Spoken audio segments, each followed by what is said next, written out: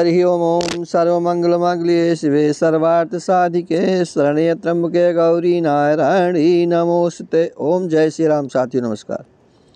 साथियों, जैसा कि अब इसमें आप देख रहे हैं कि शहरों में ज़मीनों की कमी, ज़मीनों के महंगे रेट के तमाम कारणों से लोग अंडरग्राउंड घर बनाने के साथ साथ अंडरग्राउंड भूमिगत कारखाने भी स्थापित कर रहे हैं।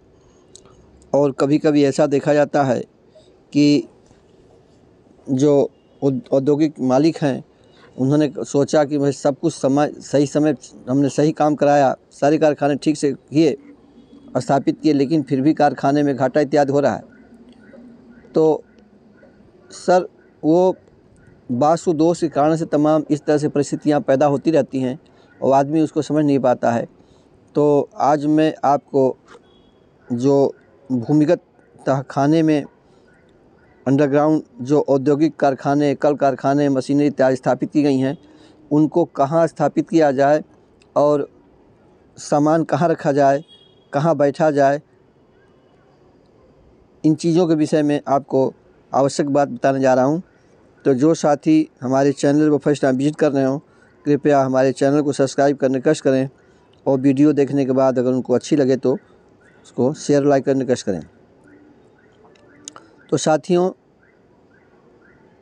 औद्योगिक कारखाने अंडरग्राउंड जो हम बनवा रहे हैं, कुछ समय इस बात का ध्यान रखें, जैसे हमने पहले वीडियो में बताया था कि भूखंड के उत्तर और पूर्व में आप तहखाने का निर्माण करावें, आग्नेय और वायव्य में गड्ढा न खुदवाया जाए।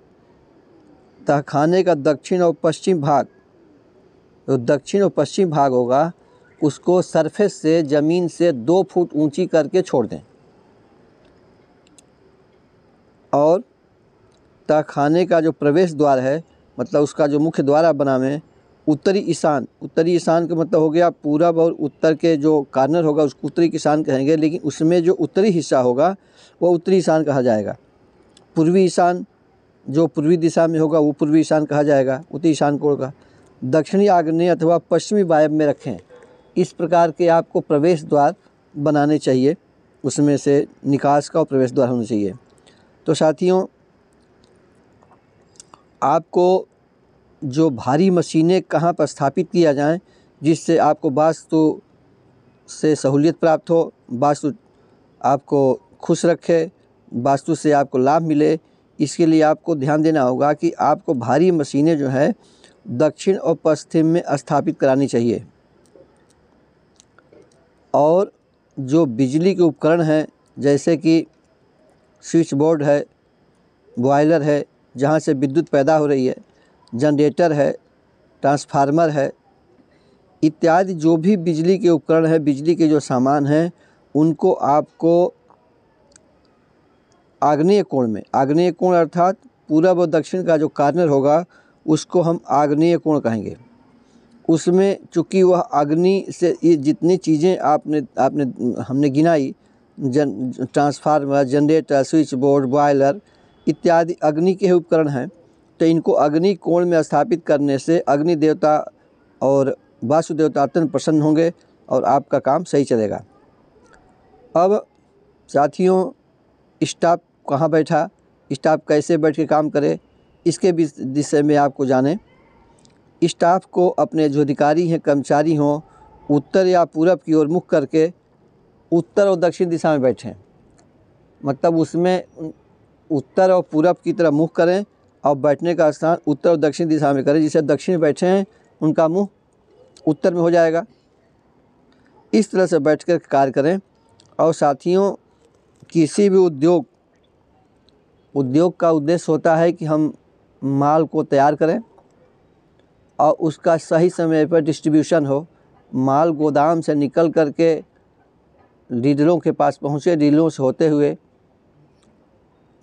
कस्टमर के पास पहुँचे, उपभोक्ता के पास पहुँचे, तभी उस माल की, उस तैयार सामान की उपयोगिता है। बहुधा देखा जाता है कि कारखाने में माल तैयार हो गया, उसको कोई लेने वाला नहीं है, तो वह क्या होगा कि माल डंप हो जाएगा, आपका सामान डंप हो जाएगा, तो आपको उसमें आर्थिक हानि उठानी पड़ेगी।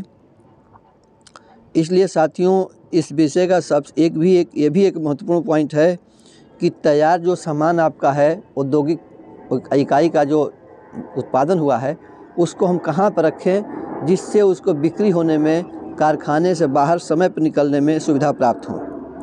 तो साथियों, इसके लिए सबसे उचित स्थान जो होगा वह वायव्य कोण में रखा जाएगा सामान।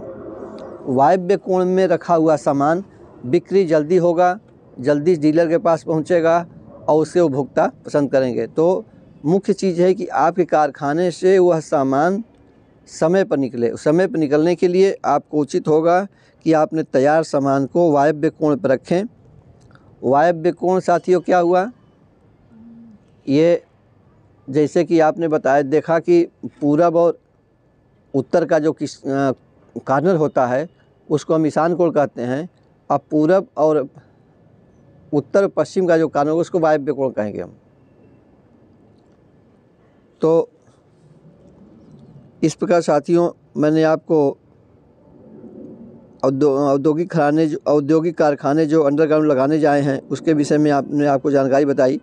इसमें एक चीज़ और बात रह गई बताने के लिए कि कारखाने में पानी की व्यवस्था करने के लिए आपको ईशान कोण ही सबसे उत्तम होगा। ईशान कोण में बोरिंग करावें और किसी भी प्रकार का अन्य जो आपने जो बना दिया, एक प्लेटफार्म बना दिया उसमें अंडरग्राउंड क्षेत्र में, तो उसमें पुनः जो है कि दक्षिण पश्चिम अथवा नैऋत्य में कोई और गड्ढा न खुदवावें, नहीं तो आपको हानि उठानी पड़ सकती है। सिर्फ ईशान कोण में ही बोरिंग करावें, जिससे आपको सुख सुविधा प्राप्त होगी, आपका सामान बिकेगा, आपका औद्योगिक कार्यक्रम सही चलेगा। इस प्रकार साथियों, मैंने आपको अंडरग्राउंड औद्योगिक कारखाने स्थापित करने के विषय में आवश्यक जानकारी बताई। यदि आपको हमारी बातें अच्छी लगी कृपया शेयर और लाइक करने कष्ट करें। धन्यवाद।